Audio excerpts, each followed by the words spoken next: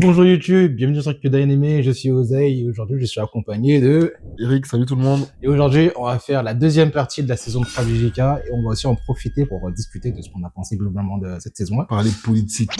Parler politique. Si vous kiffez la vidéo, n'hésitez pas à la liker, à la commenter, à la partager et bon épisode sur ce. J'espère que vous allez kiffer notre avis. On va commencer à noter avec monsieur Jason Osei. Cette saison 3 a été monumentale en termes de... Nani Ah oui, en termes d'idée, pardon. En termes de dé. Vous savez très bien Vous savez ce rabat-joie, frère. Jamais qu'entendre rien. Sur le leveling, Sakamoto laisse. Sur le leveling, pareil. Je mettais des bonnes notes juste grâce à la D, hein. Vraiment, parce que je comprends. Après, bon, on va quand même pas comparer JJK sur le leveling. Alors, je vais pas comparer du caca avec... Ok.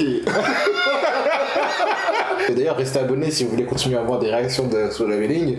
Et mettez en commentaire si vous voulez qu'on refasse des réactions live parce que c'est un format qui a bien marché sur cette chaîne.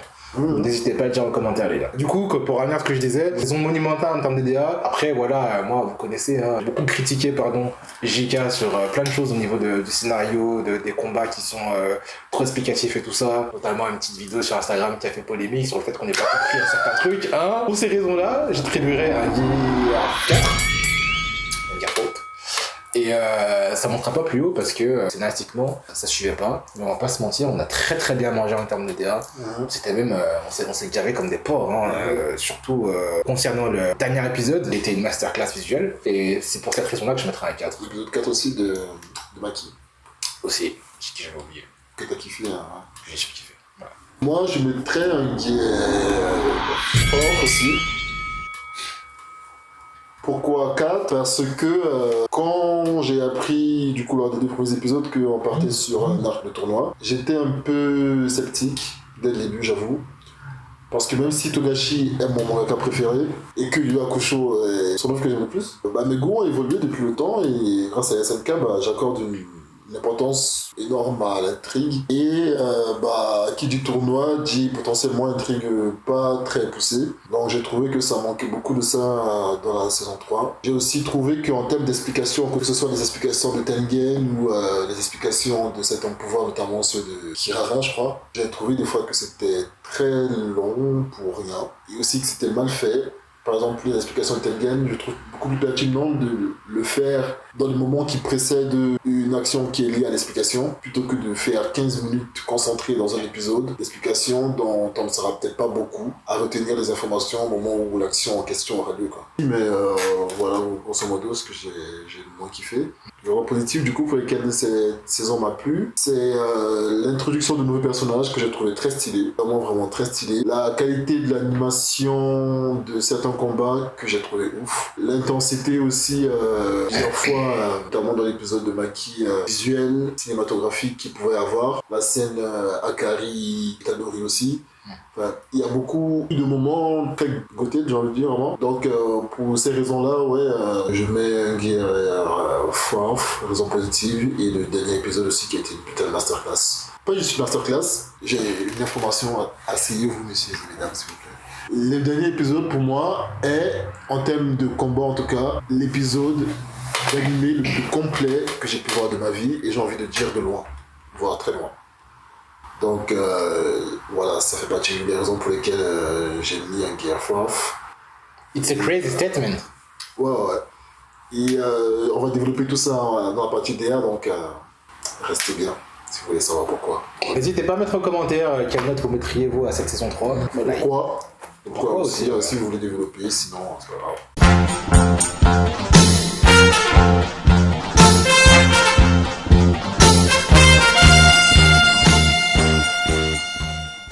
Donc, on va commencer par le début du coup du premier épisode de la Reine de Tokyo. Donc, qui commence par Geto, qu'on voit enfin, on a très peu vu, qui va réveiller une meuf, qui l'amène dans une arène, je sais plus laquelle. En faisant ça, il la remercie d'avoir aidé son fils. Et quand il fait ça, quelques secondes après, la meuf en question, elle pense à Itadori. Et je pense que c'est une des collègues d'Itadori avec qui ils étaient au tout début de la saison 1, là, où il y avait des bails bizarres dans leur collège, hein, ou leur lycée, je sais pas quoi. Bizarre. Des bails bizarres. Enfin, bref. Des bails d'exorcistes. Je crois qu'elle était membre de leur club d'exorcisme ou un truc du genre. Enfin, je sais plus exactement. Bah attends, Du c'était coup, une des... Il y a deux personnes, hein. Je pense, ouais. Il y en avait une, elle avait failli mourir et je crois qu'il y avait un autre camarade qui était mort. Je crois, je suis vraiment plus sûr. Et ça m'a rappelé le fait que la mère d'Itadori était possédée par Geto. Je sais pas si tu te rappelles, je crois que c'est dans la saison 2. Et donc, du coup, je pense que niveau intrigue, c'est potentiellement quelque chose qui va avoir une importance énorme dans la suite. À voir quoi, mais je trouvais que c'était une façon très subtile de planter ça. Et aussi un peu what the fuck, en mode, genre, c'est un personnage qui, enfin, la go en question, là, la camarade de Itadori, c'est un personnage dont on a rien à faire, J'ai tu vois. tellement oublié c'était qui. Donc, on verra ce que ça va donner, mais je pense que ça promet. Toi, t'as pensé quoi de ce moment-là, si tu Ok, te je peux la mettre rappelles? comme ça. Ok. Et aussi, qu'est-ce que tu penses du fait, enfin, de la culture, de l'intrigue du jeu en général? Moi, je trouve que le mystère dans JJK est mal amené. Je m'en suis jamais caché. C'est mal emmené ou tu le perçois pas assez? Bah, pour moi, Ou si c'est trop subtil? moi, si je le perçois pas, c'est que c'est mal amené. Et après, je suis pas... Je suis pas d'accord. Voilà. Tu vas dire ça de SNK, du coup, peut-être? Mais SNK, c'est très bien amené. Bah, SNK, en termes de subtilité, frère, c'est sorti il y a 15 ans, il y a encore des bails qu'on comprend aujourd'hui. Attends.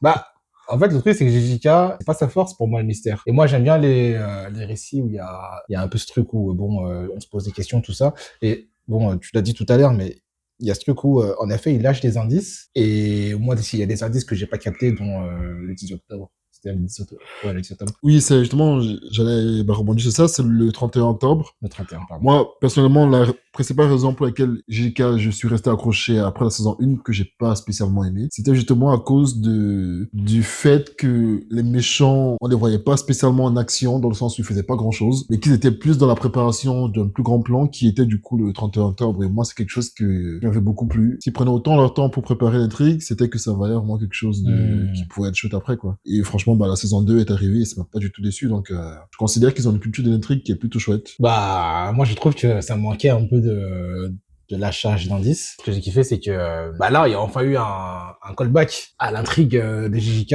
Enfin, le mystère de JJK. Et après, c'est pas un mystère de fou, mais c'est un mystère qui est quand même intéressant, de ce truc de, au final, Itadori, pourquoi est-ce qu'il est comme il est, quoi. En fait, surtout que, tu vois, Itadori, c'est un peu le cliché du héros de shonen qui est doué de base. Doué? Ouais, bah, en fait, je veux dire, il a une force physique de zinzin, quoi. Tu vois. Ah, ok, ouais. Enfin, après, c'est pas doué, mais t'as compris. Ouais, je comprends. Et donc, du coup, tu poses pas forcément la question du bon, est-ce qu'il a un passé de ressort ou pas, parce qu'au final, tous les héros de shonen sont écrits comme ça. Mais le fait que on creuse de plus en plus deep, ça m'intéresse. Donc, ça a un peu titillé ma curiosité et ça fait plaisir, je pense, d'avoir plus cet aspect-là dans JJK qui est pas forcément mis en valeur selon moi, bien entendu.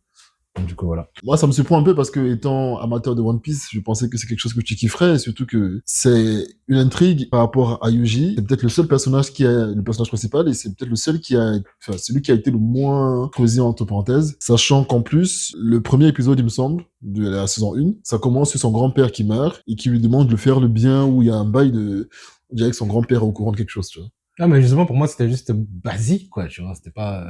Pour moi, non, mais quand après, il y a tout ce qui se passe avec Sukuna et tout, le fait qu'il mange les doigts et tout, genre, et qu'il résiste. Pour moi, ils préparent un truc sur Yuji, clairement. Ils ont beaucoup plus approfondi les personnages comme Yuta, qu'on a, entre guillemets, à peine vu, on a vu que dans la saison 3.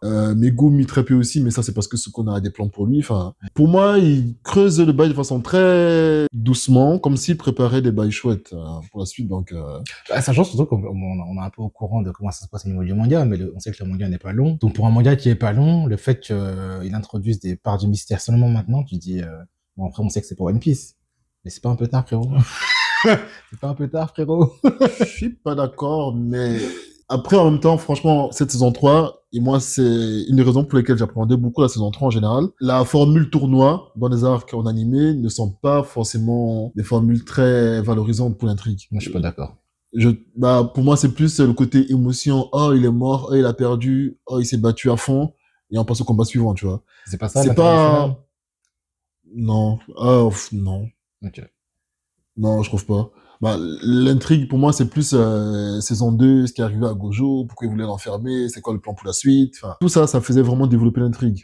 Là, je trouve justement que Megumi est un personnage par lequel on veut souvent essayer de nous faire réfléchir sur l'intrigue globale. Dans le sens où Megumi est un personnage il est très pointilleux, je trouve. Et typiquement, quand ils ont établi le plan avec Tengen, on le voit justement par la suite lors de son combat qu'il n'a pas totalement cru ce qu'on lui a dit, ce que Tengen lui a dit. Il laisse toujours une porte ouverte à un scénario un peu autre que ce qu'on pense être. Et par rapport à l'arc du tournoi, je trouve que c'est intéressant justement. On le voit plusieurs fois se reposer des questions, même quand il va recruter le Akari et tout, genre, il est tout le temps en perpétuelle réflexion de pourquoi ça se passe, pourquoi cette règle, pourquoi ce truc. Et bon, c'est très peu fait dans la saison 3, donc l'intrigue n'avance pas Un vraiment. peu quand même, ça a été quand même un peu fait. Bah, déjà, rien que quand ils arrivent chez Akari, c'est un peu lui le mastermind, hein, j'ai l'impression. C'est toujours le cas.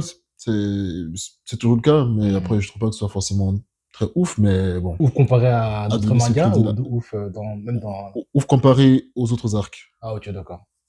Saison 2, l'intrigue vraiment- était... Mais du coup, en continuant dans l'intrigue, personnellement, dans l'arc du coup qu'on a vu là, et surtout la partie de la reine de Tokyo, il y a eu l'introduction d'un nouveau personnage, Iguruma, Ouais.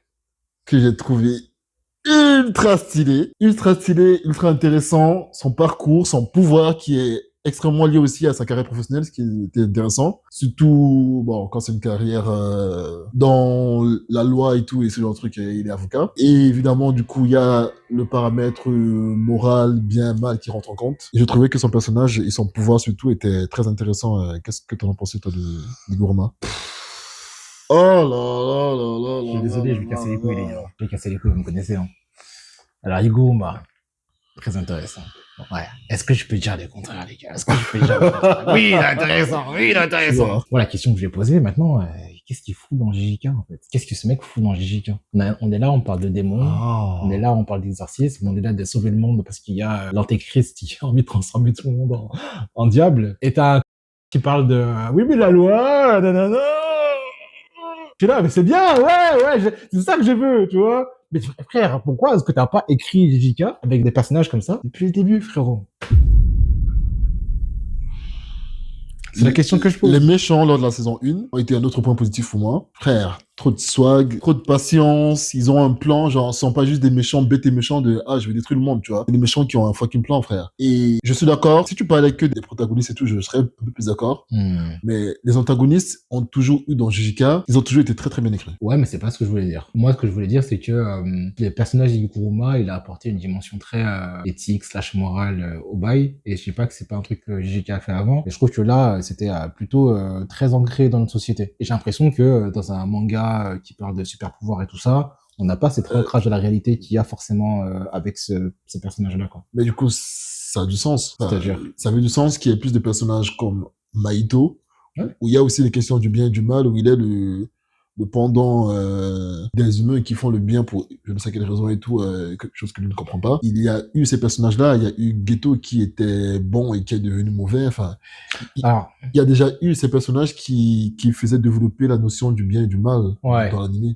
En fait, oui, je suis d'accord, mais en fait, le problème que j'ai en fait avec JJK, c'est que j'ai l'impression que JJK se repose trop sur cette formule de le bien et le mal opposé entre les exorcistes et les démons. Et chez les humains, on voit pas ça, tu vois. Chez les humains lambda, on va pas développer JJK en mode la vie de tous les jours, le quotidien. Et donc du coup, le fait qu'on revienne avec un personnage du Kuruma dans un quotidien qui est très palpable, ça m'a fait super bizarre. Et je trouve c'est pour ça que je trouve que c'est un peu un ovni dans tout JJK, ce personnage-là. Tu Je vois. suis pas d'accord. Je pense un peu voir, Ouais. mais entre la saison 1 où on les voit quand même souvent faire des activités très lambda, Pas souvent. Nobara, Megumi, Itadori, il n'y a pas d'épisode filler dans JJK, c'est vrai, mais il y a quand même plein de moments, que ce soit le moment où Itadori rencontre une ex-camarade Ah, ça, qui c'est était vrai. gros avant et qui est mince et tout, et qui est intéressé par lui, tout ça, que ce soit via Nanami, on Ça, c'est parle vrai, ça. beaucoup de Ça, la c'est notion de salariman, de travail et tout, de vouloir sortir de cet esclavage un peu moderne, genre. Mhm. C'est des thèmes qui ont déjà été développés, mais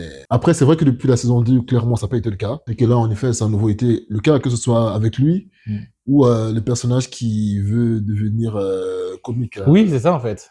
Takibara ou J'ai Takabara. oublié son blaze, Je sais plus c'est quoi son nom. Le clown, là. Mais genre, ça n'a pas manqué. En fait, les gars, j'ai pinaillé pour rien, mais c'est vraiment juste que moi, ça m'a vraiment frustré de voir à quel point parfois, j'ai l'impression qu'il veut tout raconter, les gars. Tu racontes, à un moment, j'ai des combats ultra stylés avec des démons qui font 6 mètres. Et après, on va parler d'un petit avocat avec son marteau. Oui, moi, je veux le bien et le mal, je veux défendre l'opprimé. T'es là, mais sincèrement, quand le flashback de Iguruma a commencé, j'étais tout seul. Hein. J'ai regardé autour de la pièce. J'ai fait, mais c'est toujours le même manga là ou... Ouais, genre, qui a changé de chaîne? Sachant qu'en plus, avec la DA, ils ont vraiment... on parlera de l'aspect DA après, mais ils jouent vraiment sur la DA, avec le fait que parfois, t'as des ambiances et des tons totalement différents. Moi, sincèrement, frérot, je suis allé regarder pour voir si j'avais pas manqué un épisode. Ouais. Parce que ça avait tellement rien à voir. Après, je trouve qu'ils ont bien amené le truc parce que quand tu vois qu'il développe son démon, tout ça, t'es là, ah, ok, finalement, c'est toujours JJK, tu vois. Mais, changement de ton total. Bah, déjà, je sais pas ce que t'as pensé toi de l'épisode du flashback, mais j'ai adoré. Que ce soit qui il était avant. Ça se voit déjà qu'il était très blasé, un peu de ce qui se passait et très dans le... Misanthrope, en fait. Sur le bon mot. Totalement. Mais tout en étant comme ça, il était quand même aussi un peu déjà fataliste. Même quand il y avait des bonnes choses qui se produisaient, il était toujours sur la retenue parce qu'il savait, il avait déjà été tellement frustré par le système judiciaire au Japon que ça attendait toujours à se faire ken derrière, tu vois. Typiquement, les personnages aussi, les autres coachs utilisaient, genre, sont souvent très joyeux, optimistes et très dans le, ça va toujours aller, tu vois. Lui, il était dans le bas. Typiquement, ce move qu'il a fait qui est devenu un mème où il est en mode genre, c'était avant qu'il se passait dinguerie, tu vois. C'était juste lui, à son bureau, il était en mode genre, un peu comme Nanami. Il m'a un peu rappelé Nanami, le côté, ça, c'est vrai, ça. Qu'est-ce que je fous là, tu vois? C'est vrai qu'il rappelle beaucoup Nanami dans la vibe. Ouais. Et je m'en très blasé de son bail, mais tout en voulant quand même continuer à aider et tout, à l'opprimer. Et du coup, frère, c'est qui le fait un peu vriller, du coup, à savoir le moment où son client est d'abord innocenté, puis justement quand ça arrive dans le mode attends, ils vont faire appel, c'est jamais ce qui va se passer, frère. Il a raison. Et après, genre, à l'appel, il est condamné à perpétuité ou à mise à mort, je sais pas quoi. Et là, frère, bah, évidemment, le gars est surpris en mode, il n'y a pas de nouvelles preuves, il n'y a rien de nouveau, il n'y a rien de nouveau dans le dossier, frère. Et là, il y a son client qui le regarde en mode, genre, frère, wesh. Son client, il... Et Gourma, il a en mode, pourquoi c'est moi que tu regardes comme ça, frère? Frérot, je t'ai défendu. Il y a 2 minutes, son client était en mode, Gourma, je vous remercie beaucoup. Et Gourma est en mode genre, c'est mon métier. Non, pas pour le métier, pour avoir cru en moi. Et quand il regarde mal, Gourma est en mode genre, frère, je crois toujours en toi, wesh. En fait, c'est super intéressant que tu parles de ça parce que c'est tellement gris, ce moment. En fait, il a pas remercié Guruma pour sa bonté. Il a remercié Guruma parce qu'il l'a sauvé. Il attendait que ça de lui. Bah, justement, non, je pense qu'il a remercié Guruma pour sa bonté, pas pour l'avoir sauvé en faisant son job, et qu'après, il en a voulu à Guruma de pas l'avoir sauvé. Parce que quand il lui remercie la première fois, Guruma est en mode genre, non, tranquille, c'est mon métier et tout. Il est en mode genre, non, c'est pas pour ça que je te remercie, c'est parce que tu as cru en moi. Justement, c'est pourquoi il dit ça. C'est pour après le regarder bizarrement. Mais justement, c'est pour ça que Guruma est en mode genre, frère, ils sont en train de me ken autant qu'ils te ken, hein, genre. Mais justement, c'est parce que au final, il dirige toute sa frustration et évidemment sa peine et sa haine et sa colère contre Iguruma parce qu'il reproche de pas l'avoir sauvé d'un système dont aussi bien Iguruma que lui sont victimes, quoi. Et après, frère, il est en mode ah, c'est excellent. Et du coup, c'est là qu'il vrille et qu'il devient mauvais, quoi. Et du coup, c'est qui suit ça, l'introduction Iguruma Itadori. Je sais pas ce que t'en as pensé, mais lui dans sa baignoire habillé, frère, genre. Oh, Laura, putain, frère. Le mec qui trempait dans Laura. C'était une dinguerie, frère. Mais du coup, t'as pensé quoi de ce pouvoir Au début, j'y comprenais rien. J'avais peur qu'il nous refasse un truc à la Kirara, Akari et tout, genre des pouvoirs un peu très lambda, pas très utile, quoi, tu vois. Et au final, dans le contexte de sa rencontre avec Itadori, pardon, j'ai trouvé ça magnifique. Comment est-ce qu'ils ont pu le développer ensuite et tout, et comment est-ce qu'ils se sont réunis. C'était pas je change un méchant en gentil de façon aussi conne que parce que je suis un mec bien, quoi, et tout, genre. C'était un peu de ça, mais c'était pas trop poussé, c'était pas trop, il n'est pas à tout côté de tirer l'alarme, tu vois. Et j'ai trouvé ça grave cool et son pouvoir en lui-même, ouais, il est chouette, mais surtout sa maîtrise d'un territoire alors qu'il a les pouvoirs depuis quelques jours. Ça annonce un sacré gros morceau, hein. Moi, ce que je trouvais cool, pardon, dans ce combat-là, c'est que, il y avait pas l'aspect chiant que j'aime pas dans JJK, l'aspect où on va expliquer pendant 15 000 ans, pendant qu'il se passe l'action. Là, c'était vraiment, on va faire une pause, on va expliquer le territoire et on va vraiment poser les trucs en mode là c'est un procès, tout ça. Enfin, j'ai trouvé que c'était beaucoup plus, ça ressemblait plus à Togashi que ce que fait d'habituellement JK que j'aime pas. Et c'était fluide en fait. Et j'ai préféré qu'ils séparent les deux plutôt que comme ils font d'habitude où ils mélangent. Mais c'est pour ça que j'ai kiffé. Je pense que c'est vraiment à part le combat de Yuta, c'est le combat que j'ai préféré, quoi. Surtout que il y a eu des moments d'animation assez dingues. Ah oui, oui, fort. Lorsqu'il utilisait son marteau comme ça, genre, c'était... Et c'est la DA, ça, frère. Et d'ailleurs, genre, oui, pardon. J'allais rentrer dedans, mais les deux pieds, frère. C'est ça qu'on a envie. Mais... J'allais rentrer dans de ouf. Est-ce que tu penses que Iguruma aura un impact important plus tard ou pas? J'espère. Franchement, j'espère parce qu'il y a un bon truc à faire avec ces personnages. J'espère qu'ils vont pas le tège et qu'ils vont revenir sur des personnages beaucoup plus, pas plats, mais on va dire plus impressionnants dans leur pouvoir et tout ça. Parce qu'au final, c'est le pouvoir d'Iguruma, il est pas si intéressant que ça. Il est intéressant dans la narration, mais pas forcément dans, c'est pas un Kamehameha. Je suis totalement d'accord. Dans le sens où c'était très utile dans le contexte de la rencontre avec Itadori, mais c'est compliqué de le voir être répliqué contre d'autres méchants. J'ai pas envie de devoir faire le procès d'un méchant, genre tuer, puis tu vois, genre, oui. Du coup, j'ai hâte de voir ce qu'ils vont en faire, parce que je pense qu'ils ont forcément prévu des parades à ça. Et aussi, je pense qu'ils vont utiliser le prétexte qu'il soit un exorciste depuis que quelques jours pour le faire évoluer encore plus, quoi, je pense. Donc, j'ai hâte de voir ça et j'espère vraiment qu'il aura un impact plus important dans la suite, parce que là, clairement, il est un personnage dont l'introduction, à mes yeux, a été vraiment réussie, quoi. Ouais, c'était masterclass pour moi, vraiment. Je suis d'accord. T'as pensé quoi du combat de Megumi entre le caissier? J'en ai parlé dans ma vidéo, allez regarder la vidéo sur Kyoda Anime, j'ai fait une review de cet épisode-là. Mais un peu ce que je disais, c'est que j'avais essayé de faire une réaction live de cet épisode. Frère, tout est bas, tu vas commencer par du wesh. Les gars. Iguruma. Non, mais en fait, JK, on souffle, en fait. Quoi? Parce que je suis désolé, mais le combat on va l'appeler Ticket Kessman, là. Le début du combat, je trouve excellent parce que, on en parle souvent, mais dans JJK, ce qu'on kiffe, toi et moi, c'est vraiment les combats au corps à corps. Ouais. Et le problème des Megumi, c'est que je trouve que c'est compliqué parce qu'il a plein d'animaux comme ça. Je sais pas quand, il invoque une grenouille, un éléphant. Ouais.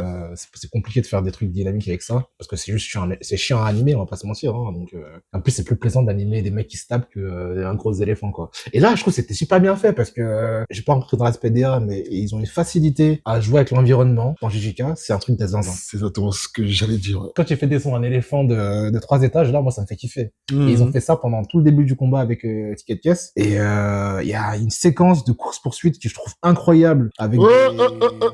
C'est difficile. Tu les as te couper après. Non, mais oui, mais juste. Moi, c'est ce début du combat que j'ai kiffé. Après, en soi, bon, pour revenir sur l'aspect intrigue, narrativement, je trouve que ça n'a pas raconté grand chose, à part que, je suis d'accord. Megumi s'est battu contre quelqu'un qui semblait avoir un aussi gros cul que lui, quoi. C'est tout. Et c'était une des premières fois où Megumi, ne nous mentons pas, il a quand même une bonne réputation de terroriste depuis les 2 premières saisons. C'est une des premières fois où il ne jouait pas son Vatou dans un combat. Son Vatou? Trop de fois, le mec il a invoqué des créatures là. Est-ce que j'utilise ou pas? Ouais, c'est un sociopathe, frère. Le mec, je sais pas, je te rappelle. Et oui, c'est un terroriste, oui, je l'assume. On se rappelait, mais le mec qui se bat contre le blondinet, là, dans la saison 2, qui a son arme trop stylée avec sa main où il y a une épée bref, trop stylée. Mais genre, c'est un exorciste éclaté au sol. Ouais, il était éclaté. Et genre, Megumi, dans son seum, frère, il est à un moment de crever et tout parce qu'il est épuisé. Il est en mode nique sa mère et tout. Le mec, il fait ciao. Il se mange la patate, frère. KO. Et après, il invoque un monstre du je ne sais pas quoi et tout, là, que Sukuna a dû battre, il est passé à ça de perdre, genre. Frère, tout ça pour battre le petit blond. Grave. Donc, j'étais content, du coup, pour une fois qu'il a été vraiment détendu, en termes de technique, pas appeler, des bombes sales directes. Après, ce que je trouve intéressant avec Megumi, c'est que, vu qu'il est constamment dans l'infection, ça change d'un état de qui font tête baissée. Là, on a vraiment l'opportunité avec Megumi d'à chaque fois voir le big picture des événements, les enjeux, en fait, de quand il se bat, ok, j'ai battu tel mec, j'ai eu tel point, je vais faire ci, ça. Enfin, après, moi, c'est pas un aspect de JJK que j'aime bien.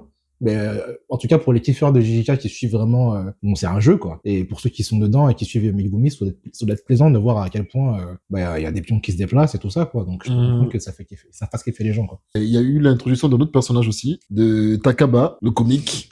comique de service. Je me rappelle, mais dans l'un des 6 premiers épisodes de la saison 3, on le voit dans une salle d'attente en train d'attendre son tour pour percer et être le nouveau, je sais pas quel comique, le nouveau Thomas Guijar, là. On va l'appeler Thomas, tiens. Vas-y, Thomas. En fait, on va donner des surnoms à tout le monde. J'ai adoré son personnage. Son humour m'a beaucoup fait rire. Apparemment, il est plus fort qu'il en a l'air, vu qu'ils ont dit qu'il avait un pouvoir où il comparait à un truc de Gojo et tout, mais que, parce qu'il est con comme ses 2 pieds, il n'avait pas encore vraiment découvert ça, il sait pas encore comment l'utiliser, enfin bref. Donc, il a l'air, d'après cette information-là, il a l'air d'être réellement fort. Du coup, j'ai hâte de voir ce que ça va donner par la suite. T'as pensé quoi de lui, pardon. Et de sa dédicace à Naruto, quand même, à Kakashi, frère. Ah ouais, grave. Ouais, ça, j'ai kiffé, ça. J'ai pinaillé, les gars, hein, vous me connaissez. J'aime JJK, les gars. J'aime JJK. Mais il y a des trucs que je comprends pas. Charles se rappellera de ce que je vais dire, mais moi, il y a un truc qui m'a fait limite sortir de JJK en saison 1. C'est le moment où, pendant le tournoi, t'as le vieux, là, qui ressemble à un hétéro. Le principal de l'école de Tokyo, je crois. Ouais. Ou de Kyoto, je sais plus. Okay. Mais ouais. Il y a un moment, il se bat contre un gars, et son pouvoir, c'est une fucking guitare. Et donc, du coup, je regarde Charles, je lui fais, mais qu'est-ce que c'est que cette bullshit, qu'est-ce que c'est que ça? C'est une gratte. Et en fait, JK, j'ai l'impression que, pour revenir sur ce que je disais tout à l'heure, qu'il a envie de tout faire, qu'il a envie de tout raconter, qu'il a envie de faire du Togashi en même temps du One Piece. Sortir une guitare pour se battre, c'est un truc de One Piece, c'est pas un truc de JK. Et tu peux pas nous mettre des mecs ultra stylés en noir et tout ça qui font des extensions du territoire, il y a les abysses qui sortent de la terre, et à côté, t'as un mec il proute pour se battre. Alors, je comprends ce que tu dis, mais je trouve aussi que ça a du sens parce que il n'y a pas beaucoup d'exorcistes en soi qui ont des territoires. Et on en parlait, il me semble, la dernière fois, il n'y a pas beaucoup de personnages qui soient vraiment forts. Et le principal, justement, genre, je trouve logique qu'il y ait des personnages comme ça qui, malgré le fait qu'ils soient des exorcistes et qu'ils aient une force occulte, n'aient pas des pouvoirs surdimensionnés et des fois des pouvoirs un peu loufoques. Après, j'avoue, c'est un peu drôle et bizarre que ce soit un personnage avec une position d'autorité comme ça qui ait un pouvoir aussi bizarre. Surtout avec un character design de personnage souvent quand même assez grave chaud. Mais non, je comprends. Et en fait, c'est pour ça que moi, je trouve ça bien, parce que moi, justement, c'est le genre de personnage que j'aime bien. J'aime bien les univers un peu cartoon et loufoques, mais c'est juste que je comprends pas ce que ça fout dans JJK, et je trouve que c'est un peu mal amené, en fait.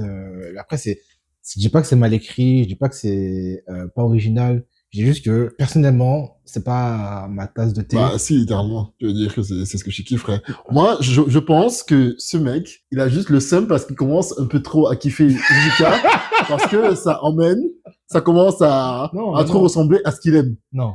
Et que le mec voulait kiffer, mais comme un observateur un peu extérieur, en mode de, ouais, pas mal. Et là, il est en mode genre,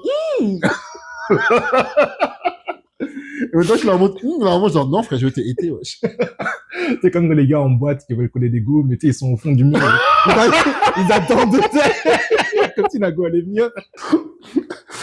Et c'est vraiment genre, ouais, cul plat, vieille tête, tu peux de la gueule. Mais, alors, ouais, en fait, t'as peut-être raison. C'est peut-être ça. Parce que c'est vrai que moi, oui, c'est carrément ma cam. Mais chaque fois que tu souffles, il se trouve que tu kiffes après, frère. Oui, mais en fait, c'est juste que, genre, à voir comment ça va se développer. Parce que, ça se trouve, ça peut être un personnage vraiment intéressant. Mais c'est vrai que sur le coup, en fait, je me suis dit, what the fuck, c'est un peu hors sujet, ça me fait un peu sortir des JJK quand je vois ça, et c'est pas un défaut, c'est juste une préférence. Une préférence que tu as, du coup? Non, une préférence que j'aime pas ce genre de, enfin, j'aime pas cette dichotomie qu'il y a, quoi. Voilà, ça te déstabilise. C'est ça, exactement. Mais c'est pas pour autant que tu n'aimes pas. Ouais, j'attends de voir. Ok, je comprends. Tu penses quoi du fait que, à la fin de ce combat, Megumi, quand il s'écroule, il se trouve que c'est le personnage qu'ils sont en train de rechercher pour déceler Gojo qui vient la sauver. Pour toi, ça laisse à penser quoi, un peu utiliser ton imagination pour la suite. Je me dis déjà que c'est très bon signe, potentiellement. En fait, j'avais carrément zappé qui cherchait ce personnage-là de base. Très très hâte de voir comment est-ce que ça va se développer, parce que c'est pas un gros plot twist, mais c'est quand même un mini plot twist de voir qu'à ce moment-là même, l'ange apparaît, quoi. Ça m'a un peu épais, perso. En même temps aussi, il y a un aspect que j'ai pas beaucoup apprécié, que j'ai trouvé un peu dommage, c'est le fait que beaucoup de méchants, entre guillemets, il s'avère qu'ils retournent leur veste. Et c'est quelque chose que je trouve un peu dommage tout de suite. J'attends de voir ce que ça va donner. Je me dis peut-être qu'il y a des méchants encore plus méchants qu'eux et que du coup, pour moi, il y en a beaucoup qui sont classe S. Que ce soit les mecs qui ont combattu contre Utah, il y en a encore 2 qui sont vivants, c'est les classes S, clairement, pour rivaliser comme ça avec Utah pour moi. Iguruma est une classe S aussi. Et l'ange, on ne le sait pas encore, mais il est potentiellement une classe S aussi. Et je me dis, genre, autant de classes S qui vont se battre avec eux, frère, il va rester qui ensuite à Ghetto pour donner les chances, tu vois? Donc j'ai un peu peur de ça et c'est une critique que je trouve légitime. Enfin, En soi, une appréhension en tout cas que je trouve légitime. Mais il reste encore beaucoup à adapter dans du manga ou pas? je sais, À la fin, je hein. sais pas du tout. Ouais, je sais pas non plus. Je sais pas du tout, mais je me dis, après la partie Gojo, à savoir s'ils vont le déceler ou pas et tout, genre, a priori, il reste encore 2-3 saisons. Je pense, hein, vu l'allure à laquelle ça avance. Hein. Et c'est aussi pour ça que j'ai pas trop compris l'arc tournoi. Parce que j'étais en mode... Qu'est-ce que ça vient foutre ici? On sait que le manga se termine bientôt ou est terminé. Vous le mettez en arc tournoi. Les arcs tournois, aucun animé se termine avec un arc tournoi. Sauf Yu Yu Hakusho. Et Yu Yu Hakusho, c'est un animé tournoi. C'est un peu logique. Donc, ouais, je trouvais ça un peu dommage. Mais j'attends de voir. JJK a souvent de très bonnes surprises. Donc,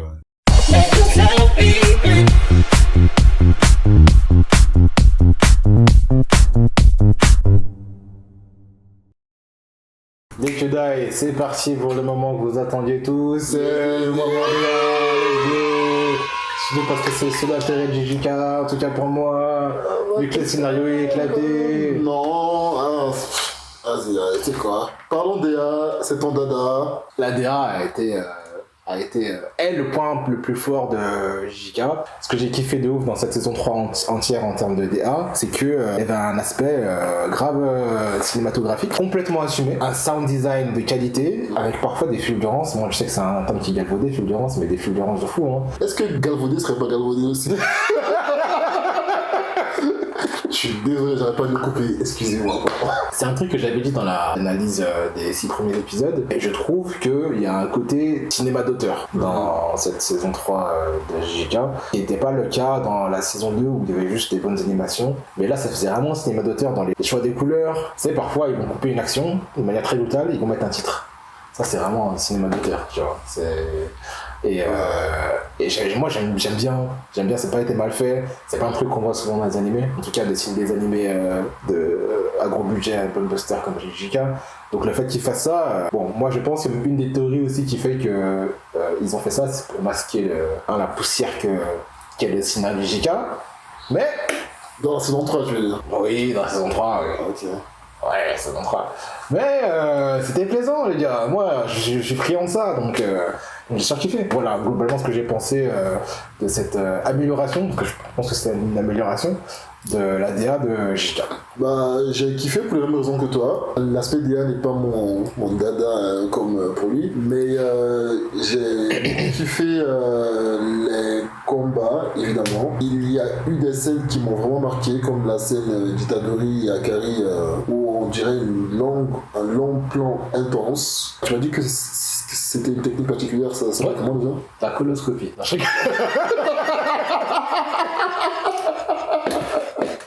Ah, tu vois. non, c'était la rotoscopie, c'est La ça. rotoscopie, voilà. Donc, il y a vraiment eu des moments clés comme ça où c'était assez ouf. Il y a eu plein de petits détails. Vraiment, je suis vraiment pas un expert. Hein. Je dis juste que j'observe. Le mouvement des yeux dans plusieurs scènes m'ont beaucoup frappé. Dans la scène, le comique Takaba, là, il discute avec un mec et tout en coulisses ou je ne sais quoi. Et le mec avec qui il discute, genre sa façon de bouger et tout, ses yeux, la façon dont il bouge. Aussi, Iguruma dans son flashback, pareil, ses mouvements, genre la lenteur de ses mouvements des fois, enfin, il y a vraiment un aspect très captivant, comme tu disais en fait, de cinéma d'auteur des fois. Il y avait pas mal de rotoscopie dans l'épisode d'Iguruma. Aussi. Ouais, je trouvais que ça a contribué au fait que, comme j'ai dit dans l'aspect intrigue, qu'on rentre dans un aspect de JJK qui est plus terre à terre. Tu as l'impression de ne plus voir des personnages animés, mais de voir des êtres humains de la vie lambda, quoi. Est-ce que Chainsaw Man fait de la rotoscopie aussi, ouais?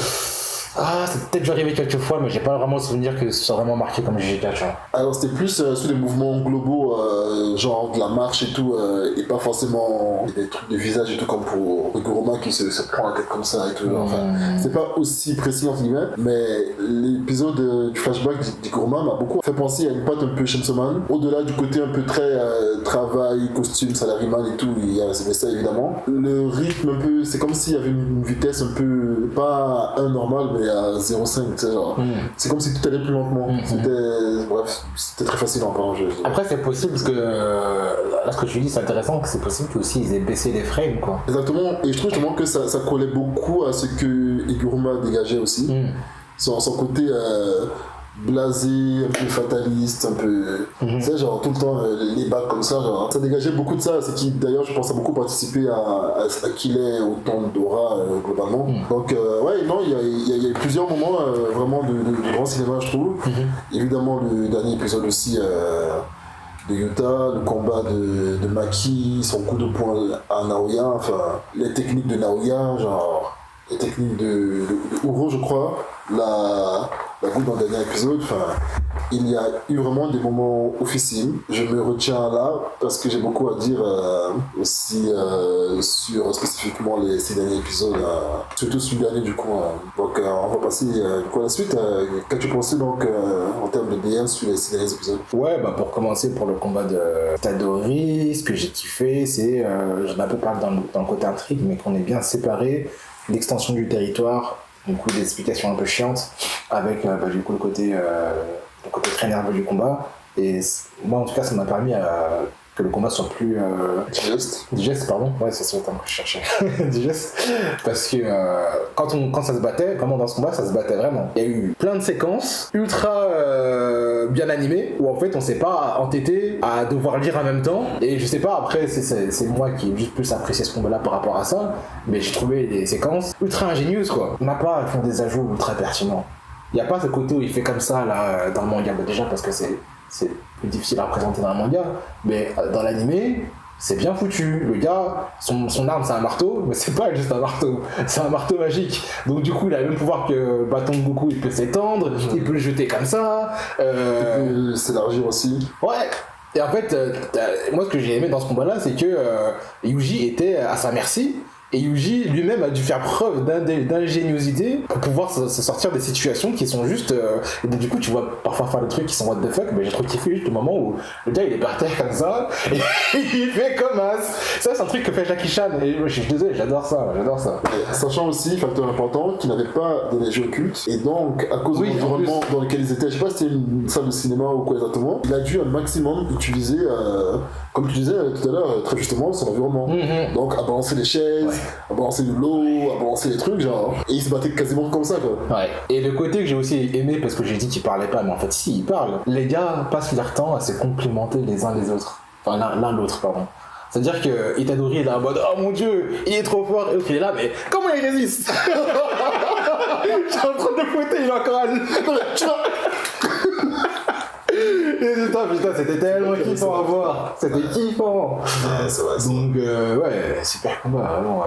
Et surtout, l'ambiance, quoi. Cette lumière rouge, cet aspect confiné. Mappa fait un travail formidable pour juste embellir plein d'aspects de JJK, je trouve, en fait. Totalement d'accord sur tout ce que tu as dit. Et tu as rajouté un truc plutôt dans la partie intrigue, peut-être. La façon dont ils ont incorporé le combat, c'est pas encore, mais le combat en mode on se balance des coups, quoi. La façon dont ils ont incorporé les pouvoirs de Iguruma dans ce combat-là, du coup les coupures nettes qu'il y a pu avoir notamment quand Itadori a fait appel, j'ai trouvé que c'était très stylé aussi. Comme tu disais, et aussi le fait que dans son territoire, on ne peut pas, lui non plus ne peut pas utiliser ses pouvoirs aussi, j'ai trouvé que ça ramenait des moments un peu cloisonnés où tu pouvais reprendre ton souffle avant que le combat ne reprenne, tu vois, sans pour autant que ça ne s'essouffle, parce que le contenu de l'appel et ce qui se disait aussi était très intriguant et que ça faisait évoluer le combat et évoluer les mentalités des personnages. Ouais. Donc vraiment la façon dont ils ont fait ce combat-là globalement et dont ils ont fait tout ça s'embriquer, que ce soit l'espace, l'endroit où ça a eu lieu, le fait que l'autre n'a pas eu les pouvoirs, qu'il a utilisé du coup l'environnement pour se défendre, les pouvoirs de Guruma, sa façon d'utiliser son marque, tout ça, évidemment le côté judiciaire et appel, tout ça en gros genre ça a vraiment créé un joyeux bordel qui était vraiment très chouette à voir. C'est super pertinent ce que tu dis, parce qu'on a un peu parlé tout à l'heure dans le côté intrigue et là du coup on va développer dans l'aspect DA, ce côté où quand le flashback d'Iguruma arrive, t'as un changement total de DA où on se demandait si on regardait le même manga, t'as les barres noires qui arrivent et qui changent le ratio de ce qu'on regarde. Et du coup comme tu disais, ça plus le fait que Itadori arrive, que l'extension du territoire soit dépose, et après on arrive dans un combat nerveux et après on revient. En fait j'ai l'impression que tout ce combat là c'était une sorte de mini arc. Ouais. Je sais pas ce que je veux dire. Ouais, limite. Donc du coup ça fait que ça a rendu juste ce combat mémorable parce qu'on est passé par plein de phases. Entre le flashback, tout ça, je trouve ça super... Le flashback avec son mentor qui lui demande de le juger tout, genre ça m'a touché. Ouais, c'est pas de la DA mais voilà. Ensuite, tu refasses le combat de Megumi ou on en a fait parler, ouais, ok. On en a parlé un peu quand même, non? Un peu déjà, mais... Ah, oui, je me suis retenu. Du coup, oui, je vais parler. Ah, mais c'est vrai, non, je t'ai même coupé. J'étais retenu. Ouais. Non, moi, personnellement, je vais parler de ce dont je parlais tout à l'heure, mais l'aspect où ils utilisent l'environnement, c'était une dinguerie monumentale. Parce que ce que je voulais dire tout à l'heure, c'est que il y a une grosse course-poursuite entre Tiketkes et Megumi dans la rue, là. Et en fait, c'était ultra plaisant de voir à quel point Megumi, à chaque fois qu'il invoque un familier, c'est dans un contexte environnemental où il y a un oiseau qui va sortir d'une fenêtre, un éléphant qui va tomber d'étage. Tout ça rend le combat ultra dynamique et surtout Mappa, ils font beaucoup de 3D. L'environnement fait partie intégrante des combats. Tu peux pas séparer l'environnement des combats de Giga et je pense pas que ce soit un aspect qui soit dans le manga, mais que Mappa accentue. Et ils le font de manière très pertinente parce qu'à chaque fois qu'on regarde Jujutsu, on sait que ce ne sera pas des angles chiants. On sait qu'il y aura toujours un angle de vue auquel ils vont penser, qui vont juste rendre le truc 10 fois plus plaisant à regarder. Et en fait, on s'ennuie pas. En fait. Ça rend le combat captivant du début à la fin. Et bon, après, on en parlera après, mais l'apothéose de ça, c'est vraiment le dernier épisode. Mais déjà, dans les épisodes d'avant, avant que ce soit même le combat final, on sait que même les petits combats comme celui de Megumi là, qui sont pas si impactants ça pour le scénario, on va quand même prendre notre plaisir à la regarder juste pour l'effort qui est fait dans l'ADN. Et ça, je trouve que c'est vraiment une bonne idée de ma part, quoi. Les pouvoirs de personnes qui se battent à distance sont les pouvoirs que je préfère le moins. Ceux qui utilisent des kamehameha, je ne sais quoi et tout, les effets de lumière, je les apprécie pas non plus. Et là, à cause de comment ils les font se déplacer, l'environnement, à cause de comment est-ce qu'ils utilisent aussi leur environnement pour se cacher, genre, Megumi notamment qui est beaucoup dans l'esquive aussi, genre, ça rend ces combats-là beaucoup moins chiants qu'ils ne le seraient d'habitude. Là où justement pour les combats à la Todo, Itadori et tous les combats au corps à corps, où t'as pas besoin de tout ça parce que on a juste envie de voir des points et du sang, tu vois. Là où c'est moins le cas là, genre c'est intriguant, genre regarde Megumi au début de son combat, il est dans un appartement où il se bat, il rentre dans une pièce, une cuisine, je sais quoi et tout, genre où il y a tout plein de trucs en fait, où t'es là genre c'est juste trop super, tu vois. Surtout qu'il ne faisait pas ça lors des 2 premières saisons. Lors de ces combats, ses familiers étaient utilisés pour attaquer l'autre. Et pour voilà, essayer de. Bon, c'était chiant, tu vois, en mode je t'électrifie, je sais tout, genre voilà. Là, c'était.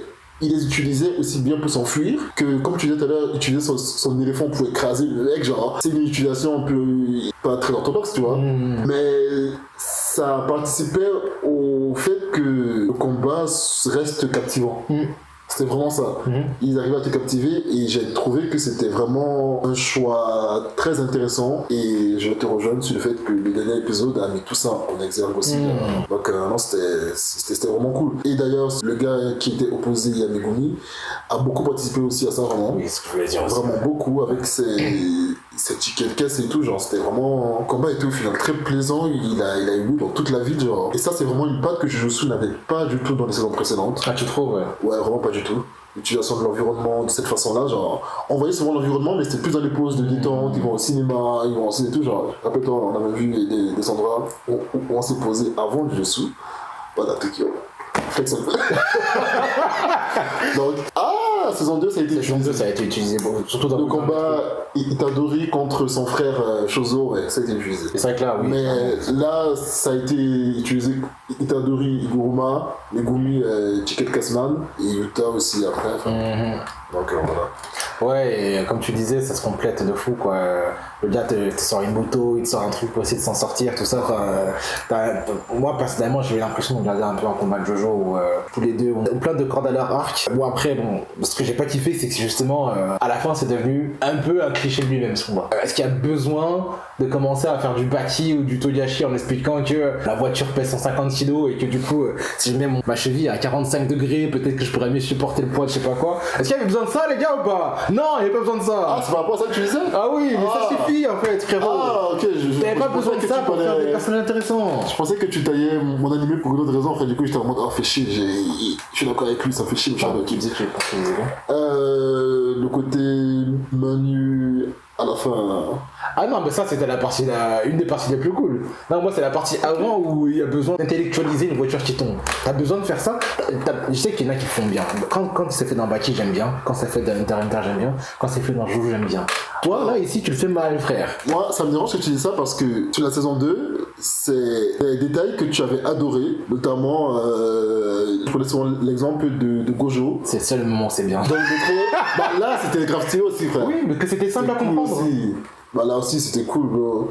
Mais justement, et en plus, genre, ça s'est consommé, c'est passé le combat à un défi d'endurance, genre. Ouais.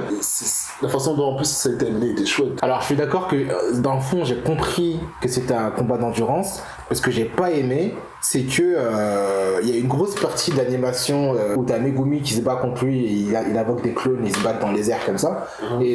Et en fait, en même temps, ils expliquaient ces machins-là. Et je me dis, c'est dommage parce que moi, j'aurais préféré regarder l'animation plutôt que de devoir comprendre ce qui est en train d'être expliqué. Et c'est peut-être un problème que les Japonais n'ont pas parce que ils parlent japonais. Mais moi, je parle pas japonais. Donc, j'ai besoin de. Nani? J'ai besoin de comprendre ce qui est en train d'être dit.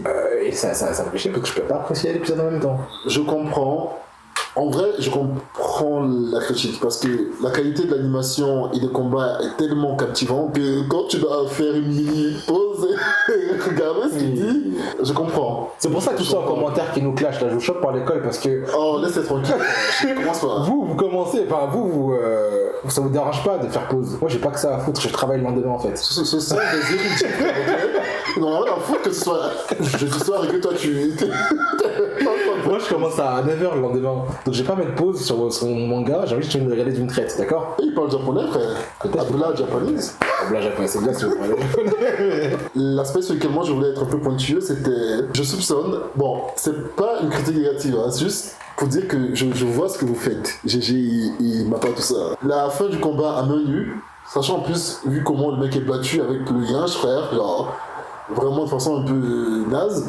On est d'accord que c'était naze, hein? Oui. Ceux qui kiffent ça, vous êtes vraiment des bitos. C'était naze. Je suspecte que le côté main nue, frère, c'est juste que genre, ils savent qu'ils sont les goûts à ça. Ils savent qu'ils sont les goûts à ça, ils sont en mode genre, et vous savez quoi?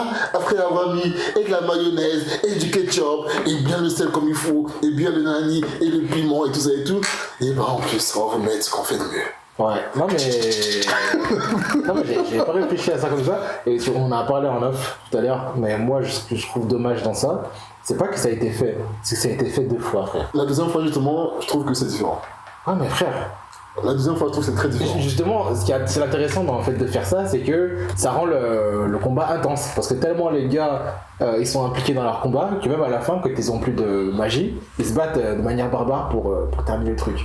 Donc que tu fasses ça avec Megumi et Tiki Kesman, y a pas de souci, mais que tu refasses ça après avec Yuta, oh frérot, lâche le steak, frérot, à un moment donné. On n'avait pas encore Utah, mais je comprends. Mais je comprends. non, mais sans parler du combat d'Utah, mais genre 2 fois ça a été fait, les gars, 2 fois.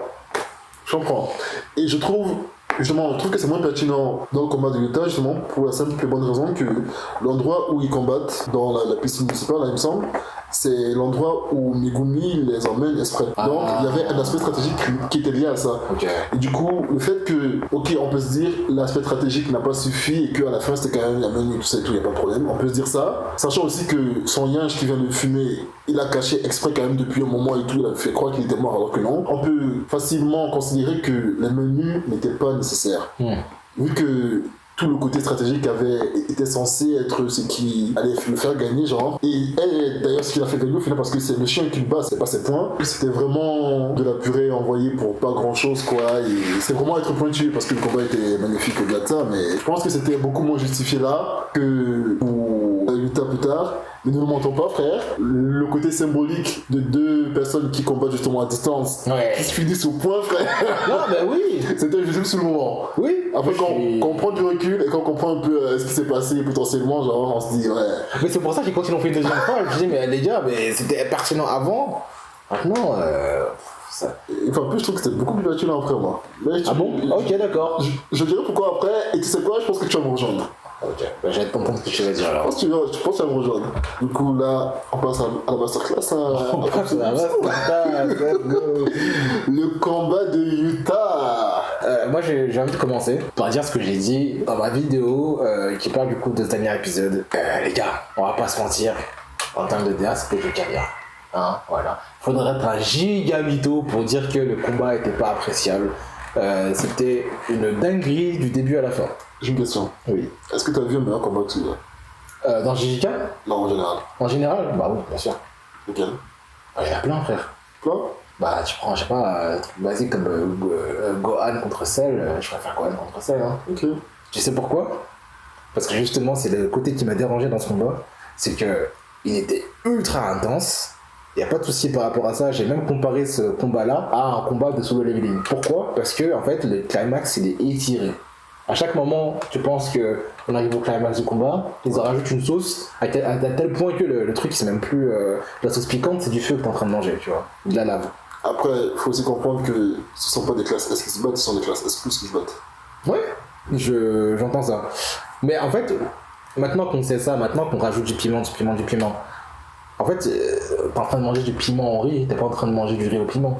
Et en fait, là, ce que je veux dire, parce que j'ai l'impression que je parle en métaphore depuis tout à l'heure, mais ce que je veux dire, c'est que c'est bien beau qu'il y ait, qu'il soit aussi beau, qu'il soit aussi intense et tout ça. Et la question maintenant que j'ai envie de poser, c'est que ça raconte quoi en fait, ça? Ça raconte quoi? Moi, ce que j'ai trouvé intéressant au début du combat, c'est que les enjeux du combat, c'était principalement que Yuta devait sauver des innocents. On commence l'épisode en mode Yuta, ah les gars, vous inquiétez pas, je vais vous sauver. Bon, du coup, le mec, il s'énerve. Non, Yuta était aussi dans cet événement pour une raison, il me semble. Oui, mais du coup, des raisons dont on s'en bat les couilles, personnellement. Moi, perso, je m'en fous. Bah, il a gagné des points. C'est éclaté, frère. Ok. Bon, après, voilà, ceux qui kiffent JJK vont dire ouais, mais tu sais, moi les enjeux depuis le début de la saison j'ai suivi par rapport à Tengen, machin chouette, je suis ouais, si vous voulez. Là, genre, frérot, toi, tu es beaucoup plus partisan de l'arc tournoi que moi. Ouais. Arc tournoi dit des combats comme ça, frère. C'est Dans pas tous c'est les pas arcs le tournois, problème. il y a des combats en mode bouillon, bordel, comme ça, alors. En fait, ce qui fait qu'un tournoi est intéressant et ce qui fait qu'on aura tous chacun notre challenger préféré, c'est que chacun a une raison profonde de se battre. Le but, c'est pas seulement d'être le plus fort, c'est aussi que ça signifie d'être le plus fort. Tu vois? Et Moi, j'ai vu ça, justement. Ça criait à l'écran.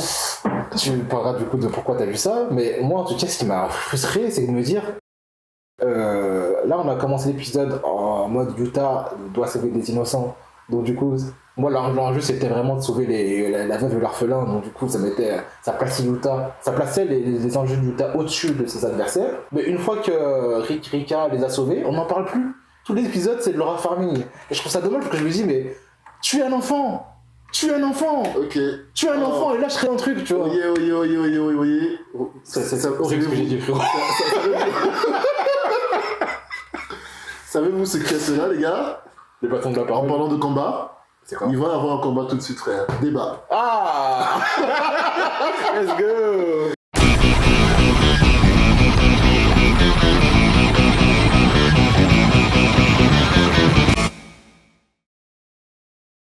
Alors, je voudrais faire un débat sur le fait que je pense que ce combat débordait et de passion et de raison justement, à savoir des bonnes raisons de combattre. Et je pense qu'elle était surtout portée par les antagonistes et pas par Yuta. Celui justement qui a été le plus porteur de ça et qu'ils ont grave mis en avant justement par rapport à ça, c'est Ryu Ishiguri, ou Ishiguri je crois, voilà. Genre, ce mec est la raison pour laquelle ce combat est potentiellement le goût des combats justement. Il a ramené passion avec son analogie qu'il avait là par rapport au dessert, qui pour moi genre a mis ce combat vraiment sur le piédestal. Ah ouais? Que ce soit aussi bien en termes de qualité d'animation sur lesquels on va revenir, mais surtout pour ça, genre le mec c'est un exercice du passé. C'est d'accord? Il est revenu et tout, il se met à se battre avec 2 ou 3 de ses compères contre Yuta. Ils sont chacun un contre un déjà. Ils s'apprécient pas et tout, il n'y a pas d'équipe. Il a ses raisons. Je sais même pas pourquoi ça s'apprécie pas en plus. Est-ce que. On sait pas pourquoi, mais ça on s'en fout au final. Est-ce que tu sais Toi, tu t'en pourquoi. Bah, en vrai, le mec apprécie Yuta, en vrai, d'ailleurs. Il apprécie Yuta. Il kiffe Yuta, il arrête pas de dire Okotsu. Je crois qu'il dit son prénom genre 4-5 fois et il dit comme s'il était au lit en train de faire des bails, tu vois, genre vraiment. Alors, en mode genre Okotsu, quand tu dis comme ça, Okotsu, vas-y, donne-moi plus. Genre, frère, ce mec débordait de passion, wesh. Il aimait son adversaire, frère. Donc, il avait une raison, et sa raison, c'est quoi? C'est que il voulait manger son fucking dessert, wesh. Oui. Il voulait son dessert. Oui.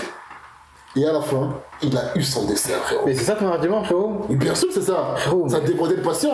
Ça n'a pas. La passion n'a pas à être emmenée par un côté émotionnel de si je gagne pas, il va tuer ma mère, il va tuer mon père. Ça n'a pas à être ça, justement. Genre, ça peut être juste pour le sport. Il se battait pour le sport, pour l'amour du sport, frère, wesh. Il kiffait sa race. Et Yuta est rentré dans son jeu, frère. Et Uro aussi, d'ailleurs, se battait, elle, par haine de Yuta, parce que je crois qu'il y a un bail de. Elle était dominée par eux et tout, et elle détestait sa position de privilège. Et donc elle voulait à tout prix le tuer pour ça. Donc il y avait des raisons à ce combat, c'est juste qu'elle n'était pas, contrairement à ce qu'on est habitué, portée par les protagonistes. Ça explique beaucoup ce que tu dis. Bon, tu es censé me combattre, frère. J'ai apprécié que tu sois d'accord, hein, mais... Non, mais t'inquiète pas, je sais pas forcément dire que. J'ai dit que j'apprécie tes explications, mais ça veut pas forcément dire que je suis d'accord. Pourquoi? Parce qu'en fait, ce que tu me dis, je l'avais compris. Mais est-ce que ça a rendu forcément le combat plus intéressant en termes d'enjeux? Moi, je parle des enjeux, frérot. Non, justement, on parlait de passion, frère.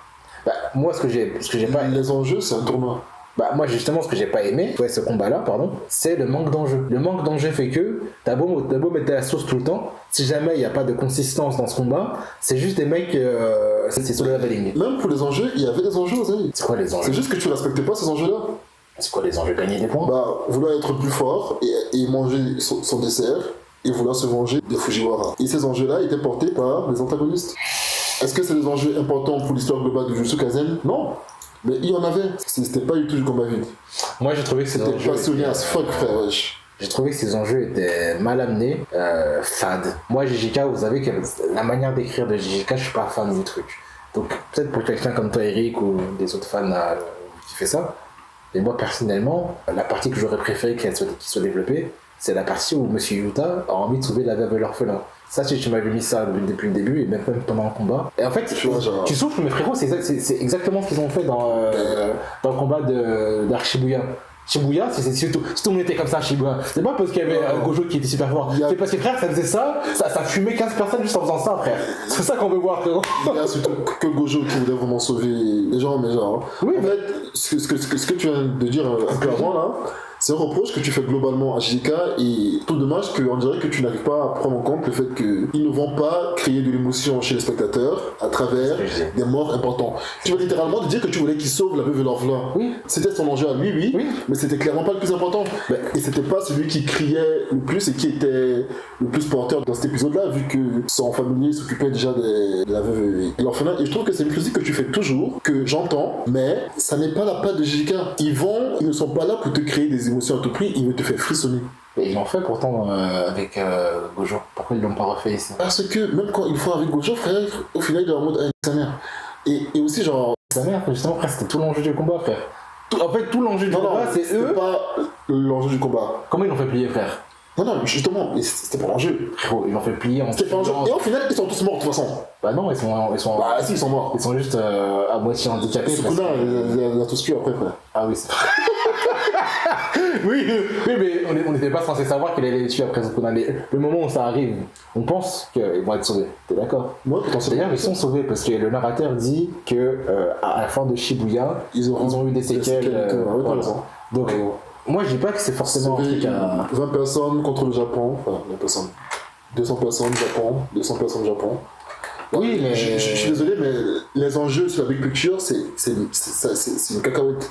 Oui, mais t'es d'accord que dans le ressenti, du coup, de cet épisode-là, moi je compare beaucoup ce combat-là, parce que plus c'est des personnages qui sont similaires, c'est deux personnages qui ont la force de Dieu, entre guillemets, Gojo et Yuta. Et donc du coup, la manière que tu vas trouver pour essayer de les avoir, c'est de les coincer d'une manière fourbe.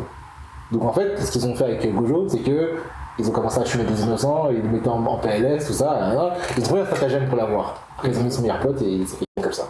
Là, Utah, déjà ils sont à 3 contre lui. Donc déjà, premièrement, il y a ça. C'est pas vraiment du 3 contre. Ouais, c'est plus une bataille royale, mais c'est vrai quand même qu'il a attaqué plus. Ouais, après, il y a eu ça, et il y a aussi le fait qu'il voulait pas utiliser son plein potentiel. J'avais son famille qui était partie, il y a aussi le fait qu'il voulait pas qu'on sache qu'il savent faire le négatif d'occultisme, je sais pas comment ça s'appelle. Et donc du coup ça fait qu'en fait plusieurs fois Utah se retient. Et c'est ça qui est cool en fait, c'est que ce soit avec Gojo ou avec lui, on est obligé de les écrire en mode ils se retiennent parce qu'ils sont trop forts. Et c'est ça qui rend le combat intéressant. Mais là où j'ai plus vécu le truc avec Gojo, c'est que il y avait une vraie pression qui était palpable, frère. Ça fumait des gars, mais en mode. Moi, je regarde beaucoup de chaînes de réaction, je connais. Moi, j'ai vu les réactions des gens à Shibuya, vers Shibuya. Les gens étaient traumatisés de voir juste des gens qui se faisaient décapiter. Il y a un moment où Maito, quand même, un train rempli de gens, transformé en monstre, était là. Oh, le fils de frère. Et là, frérot, pourquoi on n'a pas une moment comme ça avec Utah où on se dit juste les méchants sont cruels, les méchants sont si. Il faut vraiment. On a un besoin de justice.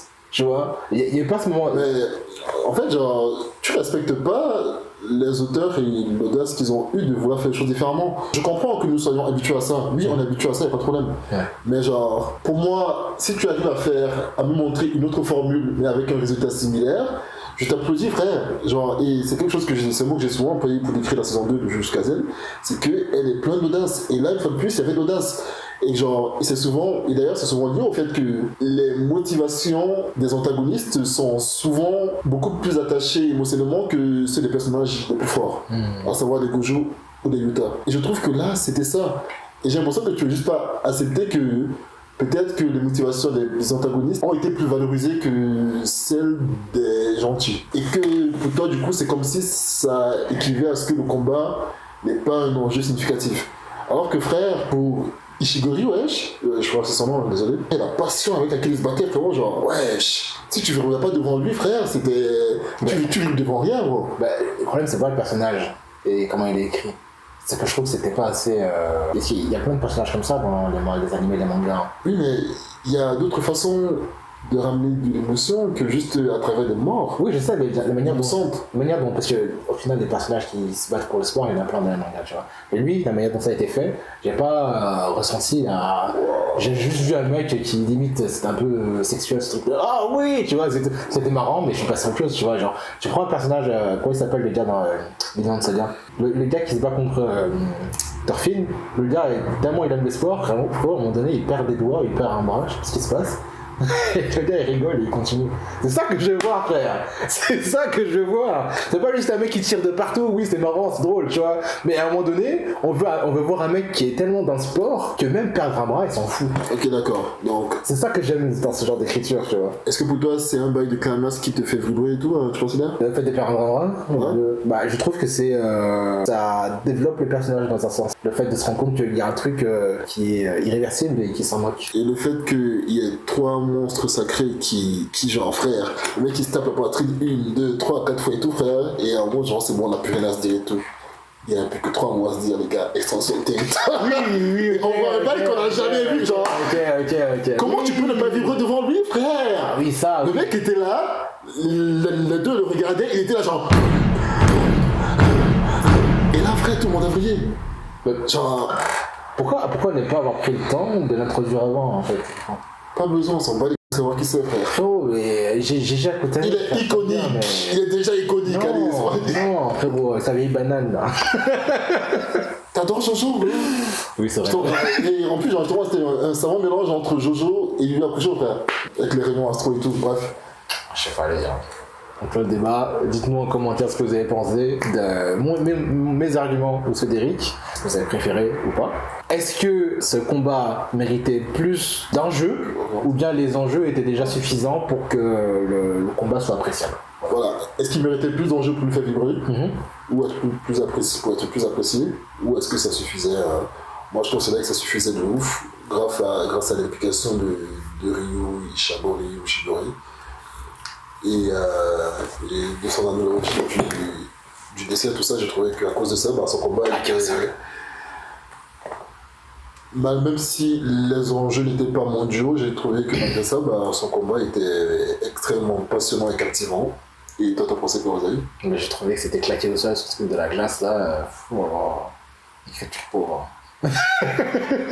Donnez-nous votre avis en commentaire. Bon, alors vraiment, je vais juste terminer ce débat juste en disant que. Bon, c'est fini, frère. Non, mais moi, je sais que je force avec ça, mais moi je compare beaucoup l'écriture qu'il a avec celle de Togashi. Et Togashi, ce qu'il y a de cool avec lui, quand il fait ce genre de choses, c'est que dans la narration, il va pas juste raconter que le gars a une voiture qui pèse 150 kilos. Il va raconter. Non, ça c'est Megumi, ça, c'est pas. Il n'y a pas eu de ça là. Oui, il n'y a pas eu de ça là, mais ça va peut-être mériter qu'il y a. Parce qu'au final, le narrateur, il est quand même là. Quand il dit Détroit ont mis leur extension du territoire, et Détroit était passionné, et le seul moment qui a arrêté cette extension, c'est la petite blague qui est arrivée dans. Tu vois, il est là, tu vois. Tu vois, genre, c'est là qu'on voit vraiment que il est quand même là. Tu maîtrises pas Togashi, frère, parce que justement, genre, Togashi, ce combat c'était du Yu Hakusho, mais craché. Oui, mais frérot. Craché. Frérot, attends. C'était du Yu Hakusho, frère. Laisse-moi terminer ce que je veux dire. Vraiment. Laisse-moi terminer ce que je veux dire. Donc, c'était du Togashi. Oui, c'était du Togashi. Je connais pas aussi bien que toi. Mais en fait, le problème que j'ai avec. Je peux l'appeler si tu veux, pardon. J'ai son numéro. Le problème que j'ai en fait, c'est que plutôt que de raconter qu'une voiture pèse 150 kg, pourquoi tu fais pas comme dans l'arc Promu Chimère, où en fait il va raconter ce que le mec pense. La meilleure partie de l'arc Promu Chimère, c'est quand il y a des explosions, il y a 15 bouts qui courent comme as, et le mec va prendre le temps de raconter ce qui se passe dans la tête de chaque personnage. C'est ça du bon Togashi, les gars, c'est ça. Il l'a fait. Non. Quand ils étendent leur territoire, il fait exactement ce que tu viens d'écrire. Il fait exactement, frérot, j'ai vu l'épisode tout à l'heure. Il fait exactement ce que tu viens d'écrire. Il dit ce qui se passe dans la tête des trois mecs. Ah bon? Enfin, Ilago. Ouais. Et ensuite, il décrit l'arrivée du cafard qui vient après. Bah pourquoi ça m'a pas marqué? Alors j'étais en mode. Non, en vrai, parce que là, après, ce qui a sorti dans la bouche, ce sont des insultes, frère. Ah, en fait, non. Faut dire pourquoi ça t'a remarqué, ça serait que des insultes. Et il y a les enfants. Après, si c'est que ce passage-là, j'avoue, c'est le passage qui m'a fait plus vibrer. On peut se mentir, c'est le passage qui m'a fait plus vibrer. Et il a fait exactement ce que tu viens d'écrire. Mais globalement, dans tout le combat, allez, ça aurait mérité bouffe de Don Boss. Ça, voilà. Ouais. Dans tous les cas, les amis, les Kyodai, dites-nous ce que vous avez pensé de ce débat et où est-ce que vous vous situez par rapport à ça. Ouais. Voilà. Tout simplement. Alors du coup, pour le côté DA de ce dernier combat, je trouve que déjà Yuta de base n'étant pas un expert du corps à corps, là il y en a eu un peu, mais c'était un savant mélange entre ça et les explosions de pouvoir à la Yu Hakusho, à savoir le rayon astral du mec avec sa coupe de veuche, et Yuta aussi qui s'est vu développer pareil, littéralement un rayon astral lui pour le coup avec genre de doigt. Donc il y avait beaucoup d'explosions, mais surtout, ce qui rendait le combat ultra captivant, je trouve, c'était les déplacements de Yuta, notamment quand il esquivait les attaques qu'on lui donnait, et une fois de plus, l'utilisation de l'environnement, et surtout la vitesse des déplacements de Yuta, genre, c'était magique. Oui. C'était magique. La séquence où ils se battent dans une sorte d'endroit confiné sous un pont là, je sais pas où c'était. Le gars il recule comme as en Michael Jackson, c'était incroyable. Donc en fait, ce qui est très compliqué, enfin je sais pas si c'est compliqué, mais ce qui est difficile à faire en animation, c'est de se rendre compte où se trouve chaque personnage en fonction de l'angle de vue que tu vas prendre. Et ce qu'il y a bien avec JJK, c'est que, et ce qui font mal dans d'autres animés, c'est que tu te demandes pas, mais là il est où le mec, où est-ce qu'il a sauté, ou là, non, là. On sait où est-ce qu'il part, d'où est-ce qu'il vient, où est-ce qu'il atterrit. Et à chaque fois, enfin en tout cas dans cet épisode-là, c'était ultra bien fait parce que au niveau de la lecture, c'était très agréable à regarder. Et je dirais même que c'est l'antithèse du film Rise, je sais pas comment ça se dit, de Chainsaw Man. Où en fait j'ai trouvé que le défaut de l'animation du film de Chainsaw Man, c'est que à chaque fois qu'il y a un mec qui se déplaçait, on se disait mais d'où est-ce que tu sautes, où est-ce que tu atterris, frère? C'est des levels différents, Oui. Oh moi j'ai des flashbacks là, j'étais en mode c'est... Alors on est revenu en 2001 ou c'est bon? Oui. Et c'est bizarre parce que c'est le même studio, mais t'as l'impression qu'ils ont mis tous les meilleurs chez JJK. Ils ont mis les stagiaires. Et en plus, ce qui rendait ça pire dans Chainsaw Man, c'était que cette scène a duré longtemps. Ouais. C'est potentiellement le combat pour moi le plus complet et le plus poussé que j'ai pu voir de ma vie en animé. Et je précise qu'il y a un fait malheureusement que les autres combats précédents ne peuvent pas ajouter, c'est le niveau technologique et tout, et toutes les nouvelles techniques et les nouveaux outils. Donc je dis vraiment pas ça pour dénigrer les anciens, mais plus pour mettre en avant les prouesses technologiques qui ont été accomplies à travers ce combat-là. Et aussi, juste la démarche et le savant mélange entre le corps à corps, les techniques de vaisseau de lumière. Moi de base j'aime pas ça, mais là comme je disais tout à l'heure, la façon dont c'était utilisé, la façon dont il s'est déplacé pour les esquiver, les techniques de Uro, je crois, la go, genre, qui à chaque fois perturbait tellement, c'était sournois, ça venait un peu, c'est vraiment une technique de défense contre-attaque, c'est pas une technique utilisée un peu pour attaquer en mode de miroir qui s'éclate là. Mais c'est pas une grosse technique d'attaque, tu vois. Et du coup, le mélange de leurs trois techniques là, genre, c'était vraiment cool. Et de voir Yuta essentiellement en défense face à ces techniques là au début, c'était trop cool parce que la façon dont il se déplaçait, c'était merveilleux, vraiment. Yuta, à ce moment-là, dans ce combat, prenait un peu la place de Yuji, dans le sens où c'est un gars plutôt normal qui juste a des capacités physiques. Et qui, du coup, qui va essayer de se dépatouiller contre des gars qui utilisent des techniques à distance ou des techniques un peu pétées, quoi. Par contre, moi, ce que je trouve dommage, c'est que ils ont un peu sous-exploité les pouvoirs de la meuf comparé au mec qui tire des lasers. Parce que je trouve que le mec qui tire des lasers, il y a des facilités à rendre son pouvoir dynamique, juste parce que, tu vois, c'est un faisceau de lumière. Donc il y a plein de moments où, en fait, je suis le faisceau, je suis un peu la caméra va suivre le faisceau, donc du coup c'est la caméra qui va accompagner un peu le mouvement du truc, et c'est ça qui va rendre ce pouvoir intéressant et dynamique. Là où la meuf, il y a eu des moments où tu vois quand elle prise un peu la glace ou l'air, je sais pas ce qu'elle fait, il y a une distorsion de la caméra, et du coup c'est intéressant, mais c'était moins poussé que je trouve que le mec qui tire de laser. En sport, entre guillemets et tout, en basket ou en foot et tout, justement, ça revient un peu, c'est ce que je disais avant, à savoir, la Go, elle a plus des pouvoirs de défense et de contre-attaque. Le mec, il a justement des pouvoirs que l'attaque. Et en tout sport, l'attaque est plus différente que la défense. Je suis d'accord. Mais je comprends du coup que, évidemment, si ça avait été elle contre le mec ou elle contre le tel, le combat aurait été chiant. Et d'ailleurs, je pense que c'est aussi pour ça qu'ils ont fait terminer les deux ensemble, pas tant parce que c'était les deux plus forts, mais plus parce que à cause de l'attractivité du combat et tout. Ouais, c'est vrai, mais t'as raison. Ouais. Donc je pense vraiment que c'était plus lié à ça. Pour revenir un peu sur ce qu'on disait sur le côté combat à main nue, justement, pour moi en fait, genre, ce combat-là, ça m'a rappelé l'arc de Toguro de Yu Yu Hakusho, où en gros, le premier combat de l'arc de Yu Yu Hakusho, Yosuke, il se réveille parce qu'il s'est entraîné pendant des mois avec Matsugenka, il est épuisé. Il est tellement épuisé que personne n'arrive à le réveiller, tu vois. Et du coup, les combats se passent et tout de ses autres camarades, tout ça. Et les gens sont en mode, ah merde, est-ce qu'il va se réveiller et tout. Et le gars se réveille d'un coup, il est même pas au courant de la situation, il va se battre direct. Et son adversaire en face, c'est un mec avec un carré quasi similaire, il avait une iroquoise et tout. Pareil, gros passionné et tout, genre, bref. Et aussi très pointé sur le côté physique, tu vois. Et je crois même limite il y avait des vêtements de la même couleur, genre, que Ishigami, pardon. Et en gros, ce combat-là, à la fin, frère, ils se la donnent, mais avec une passion. Ils sont heureux de s'être trouvés, frère. Ils se mettent dessus dans la gueule, mais fort. Et c'est exactement ce qui s'est passé dans le combat de Yuta. Et la passion qui se dégageait de ce combat-là, pour moi, m'a rappelé ce combat-là. Et je viens juste de faire le lien d'ailleurs. Et du coup, le côté main nue à la fin m'a semblé beaucoup plus pertinent à cause du climax qui est monté et à cause de la passion que dégageait le mec en face, tu vois. Et Yuta, tout ce qu'il a fait, du coup, il a répondu à cette passion-là aussi et ça a donné ce que ça a donné et je trouve que c'était magique. Et justement, genre, c'est pour ça que pour moi, ça a plus de sens de le faire là que dans le combat de Megumi. Ou pour Megumi, genre, il y avait un aspect stratégique poussé qui était déjà mis en place. C'est vrai. Qui était déjà dans le contexte du lieu final du combat, pardon. Où là, c'était pas le cas, tu vois. Et même d'ailleurs, Yuta, avant de faire tout ça, il rappelle Rika pour fusionner avec elle. Et quelques secondes avant encore, il dit que les gens sont pas encore assez loin, les gens ont sauvé tout ça. À la fin, on y va, tu vois. Et malgré quand même, du coup, le côté corps à corps, tout ça et tout, à la fin, bah, Yuta, sa façon de gagner, c'est en utilisant les techniques et tout ça et tout, et en rechargeant, enfin bref. Et on voit quand même qu'il y avait toujours une écart de force, hein, évidemment, mais que ce soit quand ils ouvrent leur territoire ou à ce moment-là, frère, Yuta, c'était plus le jeu de roi.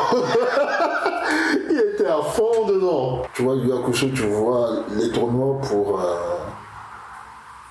ces moments-là. Hein. Sauf que les personnages de Togashi sont pas chiants, quoi.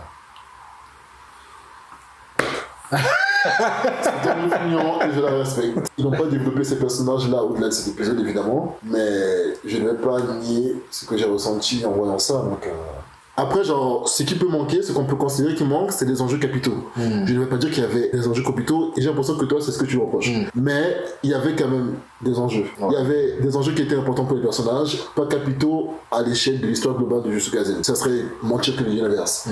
Et du coup, genre, c'est pour ça que, oui, on peut voir que c'était un combat pour du sport, parce qu'il n'y avait pas des enjeux cruciaux, mais les enjeux étaient assez importants pour les personnages pour qu'ils ramènent beaucoup de passion et d'intensité. Et moi, j'ai aimé mon dessert. Voilà. J'ai apprécié mon dessert. C'est une belle. Donc, merci beaucoup, Jujika, pour ce combat. Vraiment, c'était génial.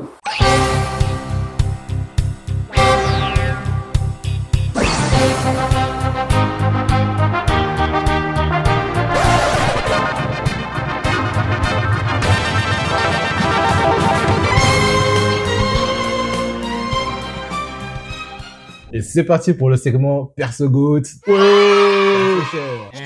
Alors, mon Perso Goat, classique Yuta, hein. Yuta parce que Le You. parce qu'il nous a régalé cette saison 3. Ça fait des années, pas qu'on attend de le voir en action. Et franchement, toute cette saison, il a régalé, que ce soit au début en essayant de tuer Itadori, après avec son combat final. Et ce que j'aime bien, c'est que il est écrit comme un personnage timide, introverti, et pourtant il est ultra stylé.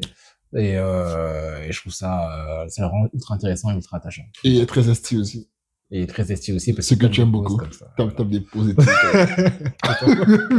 Mais je me souviens pas de celle-là, faudrait que je Et la genre- retrouve, mais De rien ou merci. J'ai pas Je pense capté. que c'est, son voyage en Afrique du Sud, là, il a fait des bails on a fait un homme nouveau, frère. Exactement. Alors moi, mon personnage GOAT à moi, c'est Iguruma. Je trouve que c'est un personnage qui a été très très bien introduit dans l'animé. Je trouve que son combat avec Itadori a été très intéressant. De voir son évolution comme ça juste à travers un épisode et demi ou deux, c'était vraiment très très chouette. De voir qu'il a retrouvé sa raison et ses principes comme il le dit en combattant Itadori et en le voyant prendre justement la responsabilité des crimes de Sukuna. De voir du coup que contrairement à ses autres clients qu'il a pu avoir qui remettaient sur lui les failles du système judiciaire, de voir que quelqu'un comme Itadori ne les rejetait pas sur lui et tout, et encaissait même quand il avait rien fait, ça lui a fait à nouveau avoir foi en l'humanité, et même si ça fait très dans le Kunojutsu de Naruto, j'ai quand même trouvé ça chouette, surtout que c'était vraiment sur une très courte période, et son pouvoir aussi est très intéressant, compliqué de se projeter avec quand même dans les prochaines saisons et dans son utilisation, mais à voir ce que ça va donner, et surtout, c'est un personnage qui me rappelle beaucoup Nanami, un salaryman modeste, humble, un peu fataliste. Un mec du quotidien, quoi. Un mec du quotidien, voilà, qui rêve d'un peu de douceur et qui est goûté, clairement. Et qui a un design qui est très simple, et je trouve que ça fonctionne, Ouais. qu'il soit si simple. Ouais, et la façon de le faire bouger un peu au ralenti, contrairement aux autres, il est tout le temps très détendu, tout le temps un peu nonchalant et tout, genre, ça lui rajoute beaucoup d'aura Il est et dans sa bulle, quoi. quand il rencontre Itadori, frère, et qu'il est couché là dans sa baignoire, genre, wesh, C'est stylé de fou. il est trop stylé, le gars. Donc, voilà pourquoi c'est mon personnage GOAT de cette saison 3 de Jujutsu Kaisen. Et maintenant, ton perso chèvre.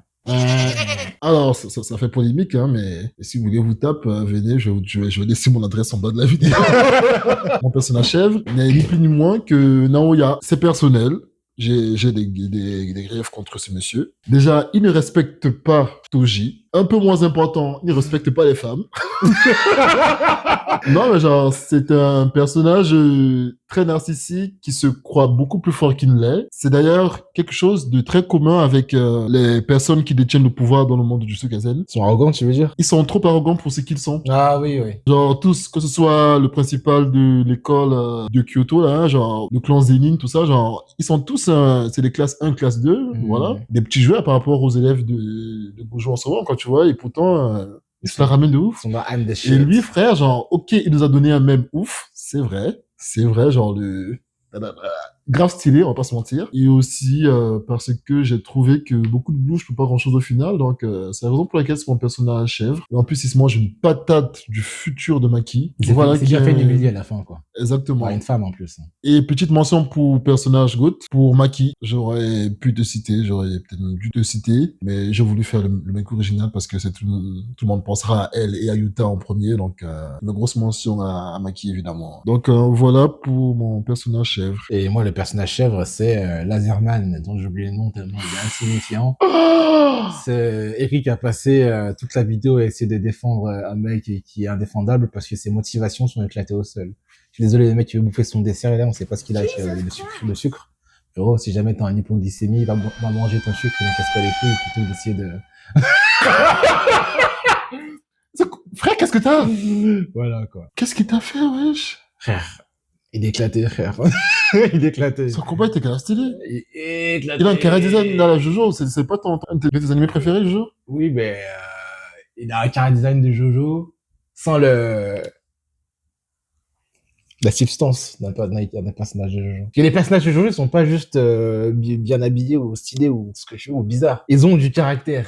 Et lui, son truc de je me bats pour le sport. C'est un passionné, frère. Oui, mais c'est mal amené, les gars. Je t'en ai parlé dans la vidéo, c'est mal amené, les gars. Bon, du coup, si vous voulez poser votre candidature Donc, pour devenir le nouveau Kyodai avec moi, frère, parce que je ne peux pas. Déjà, il me semble que son nom, c'est Ishigori. Ryu Frère, Ishigori. t'aurais mis son blaze en plus. Moi, j'ai oublié comment il s'appelait, même. Frère, il est il est stylé, chèvre. frère. Il est chèvre. Ah, il aurait pu être un goût de potentiel, frère. Putain. Un goat, lui. Ouais.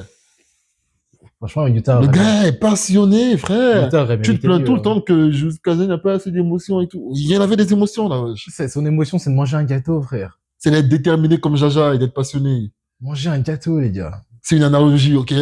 Avec la télé. Qui est très bizarre, c'est vrai. C'est vrai, cette analogie est pas ouf, d'ailleurs. Elle est bizarre. Il y a un moment, le mec, il parle du fait qu'un combat soit de moins bonne qualité et il prend l'analogie de, c'est comme comme si devant une pâtisserie et tout, genre, il n'y avait pas des gâteaux à tous les endroits dans la vitrine et tout, il y a des spots vides. J'étais là, je regardais, j'étais en mode, mais frérot, genre, qu'est-ce que tu racontes? Et d'où tu connais les pâtisseries? T'étais vivant il y a 2000 ans, frère. Il n'y avait pas de pâtisserie à l'époque. Ouais, ça, c'est vrai, ouais. en Peut-être plus, que ouais. si, je sais pas. Peut-être, ouais, mais- Mais bref, donc voilà pour le segment GOAT. C'est moins chèvre. Ah, Ah, mais segment ouais, j'ai pas chèvre, fait. allez. Ouais, pardon. Le segment chèvre.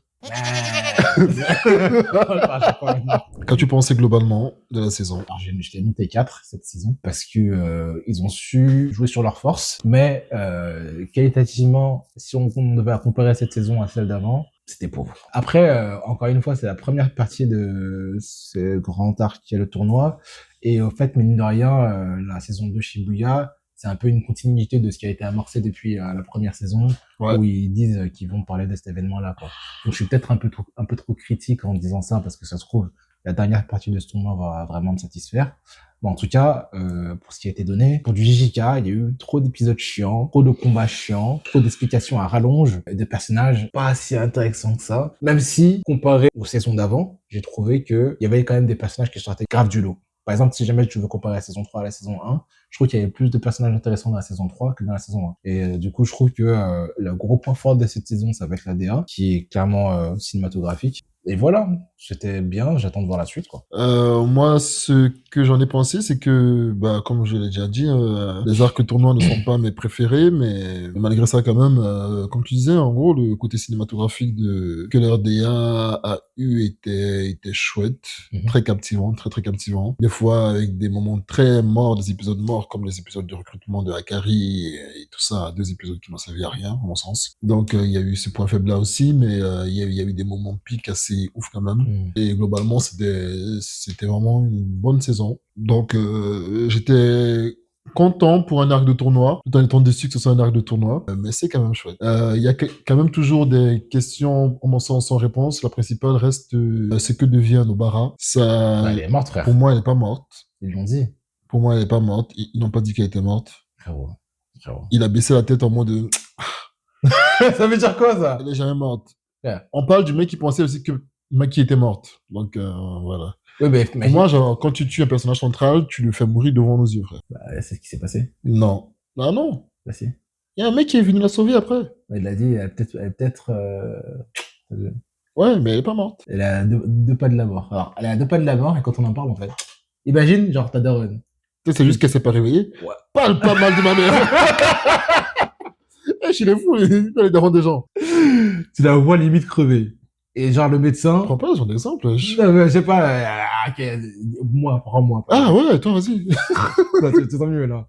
Imagine, moi, tu me vois me faire écraser par une voiture. Hein? Ok. À l'hôpital, on me dit, ah, il y a peut-être moyen que votre pote, il soit en vie. Ouais. Donc, du coup, t'attends 48 heures. 48 heures après, tu vas voir le médecin. Tu demandes, alors, Oseille, il est vivant? Et le médecin, il fait, Ouais. qu'est-ce que tu vas penser, frérot? Qu'est-ce que tu vas penser, frère? Que je suis mort. Bah, ou peut-être que tu as déçu le médecin, j'en sais rien, mon frère. Elle est morte, les gars. Ça, c'était quand même un type de déception. En mode, Mais frère, après, bon, franchement, la vérité, si jamais elle est vivante, c'est bien. Mais donc, du coup, qu'est-ce qui justifierait la réaction de Megumi? bah, le fait qu'elle soit dans une situation peut-être compliquée entre la vie et la mort, qu'elle soit pas encore réveillée, que c'est dans Et le qu'elle le coma. dise. Bah, non, ils veulent faire croire aux gens comme toi qu'elle est morte. Pour nous faire parler devant l'internet. Ouais, c'est possible. C'est possible. Donc, Possible. ouais, du coup, ouais, donc, curieux de voir ce qui va se passer par rapport à ça. Bah, j'ai hâte de voir ouais, ce qui va se passer par rapport à Nobara. J'ai hâte de voir ce que va devenir le tournoi. J'ai hâte de comprendre quel est le but de Ghetto. Il y a un moment où on le voit dans une salle rentrer dans une réunion en mode merci pour l'invitation et tout. Genre. Bref, on voit très bien qu'il agit dans l'ombre, en tout cas de nous observateurs. Donc, hâte de voir ce que ça va donner. Et hâte de voir ce qui va se passer avec l'ange et Megumi et de comment est-ce qu'ils vont potentiellement mener à bien la mission de sauvetage du soldat Gojo, quoi. Donc, voilà. Moi, j'ai à peu près les mêmes attentes que toi, sauf que je pense que Nobara, on la verra pas du tout du tournoi. Ah, peut-être. Déjà Mais je me dis possible. peut-être qu'on aura des nouvelles quand même d'elle, j'en sais rien. C'est plus savoir ce qu'il est advenu de son cas que vraiment de Ah. l'avoir combattre. Bah, ce serait intéressant, je trouve, qu'on sorte un peu du tournoi, qu'on voit ce qui se passe à l'extérieur. Ouais, j'avoue. Parce qu'en plus, il y a aussi Shozo et la blonde, là. Il y a eux, c'est vrai aussi, ouais, voir par qui est-ce qu'ils vont être attaqués, parce que clairement, ils vont être attaqués par quelqu'un. Il y a Maki aussi. Voir ce qui est advenu de... Ouais, c'est vrai, il y a Maki qui a fini et qui est en forme en plus, donc elle est pas... Voilà. Mhm. Et aussi, il y a les autres élèves de notre école, Todo et son gang, tout ça, Todo, ce qu'il est devenu, enfin, tous ces gens-là, c'est vrai que ça, totalement raison, Ouais. ça serait cool de voir ce qu'ils sont devenus, en vrai. Ce serait cool d'avoir qu'ils sont devenus. Et Ouais. j'aimerais aussi qu'on recentre le scénario sur le plus important. Parce que c'est bien le tournoi, c'est kiffant, tout ça, mais franchement, moi, je m'en fous. Venez, on parle de ce qui s'est passé de Gojo, de ci ou ça. Venez, on montre plutôt qu'on parle. J'ai pas envie d'entendre parler de Gojo, j'ai envie de Ça voir. fait des semaines que je dis ça, frère. C'est-à-dire Toi, t'es en mode, ouais, mais c'est un tournoi et tout, ça peut être cool. Que je te dis que les tournois ne font pas avancer les intrigues, les histoires Tu peux faire les deux. Ah, c'est compliqué, Dans frère. le tournoi des Chunin, après que, enfin, pendant même le tournoi des Chunin, il y a Suna qui lance une attaque à Konoha. C'est ça qu'il faut faire. Oui, mais il y a des bails de cloison, de barrières et tout, c'est un bail d'exorcisme, donc, enfin, bref, bref. Ouais, c'est vrai. Oui, je comprends ce que tu dis, mais... Bah, je trouve que du coup, c'est une limite qu'ils devraient retirer. Ah non, pour moi, c'est pas une limite. C'est un choix assumé, et c'est justement pour nous regarder dans le noir le plus possible. Ah, C'est ce qui est trop logique. ouais, c'est possible. C'est souvent comme ça qu'ils développent leur intrigue. Ils ont plus cette technique de, un peu pomper à SNK, de ne pas te donner beaucoup d'informations, tu les donner au compte-gouttes. Plus pour pomper One Piece, du coup. Non, frère, ouais, Bah, non. c'est...